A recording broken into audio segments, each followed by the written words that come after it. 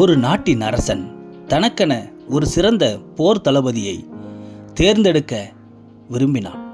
அதற்காக ஒரு போட்டியை அறிவித்தான். நாட்டிலுள்ள அனைவரையும் கலந்து கொள்ள அறிவுறுத்தினான்.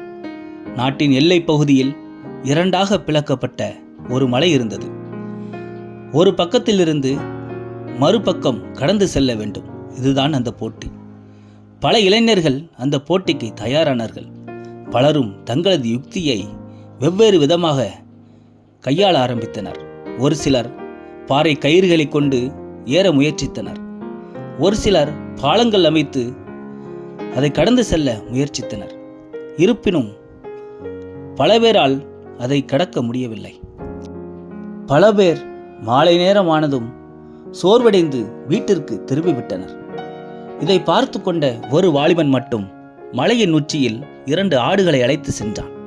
மாலை நேரமானதும் சற்று நீருள்ள பகுதியில் ஆடுகளை கட்டி வைத்துவிட்டு இரவு நேரத்தில் அவன் நின்ற மலையின் பக்கத்தில் உள்ள பச்சை இலைகள், மரங்கள், செடிகள் அனைத்தையும் நெருப்பு வைத்து கண்ணிற்கு எட்டும் தூரத்திற்கு எரித்து விட்டான். காலையில் 2 ஆடுகளையும் மலையின் உச்சியில் அழைத்து வந்து புற்களே இல்லாத இடத்தில் நிறுத்தினான். 2 ஆடுகளும் உணவை தேடியும் நீரை தேடியும் அலைய ஆரம்பித்தது. பிளவுபட்ட மற்றொரு மலையின் மேல் பச்சை பசேல் என தெரிய அந்த மலைக்கு செல்லும் வழியை ஆடுகள் தேட ஆரம்பித்தன. மலையின் சறுக்கலான ஒரு பகுதியில் ஆடுகள் நடக்கத் தொடங்கின. பின்தொடர்ந்தான் அந்த வாலிபனும். சாய்வாக உள்ள ஒரு மரத்தின் மேல் ஏறி எதிர்மலையில் உள்ள ஒரு பாறையில் ஏறியது. பின்தொடர்ந்து வாலிபனும் அந்த மலையை கடந்தான். வாலிபனும் வெற்றி பெற்று அந்த நாட்டின் போர் தளபதியானான்.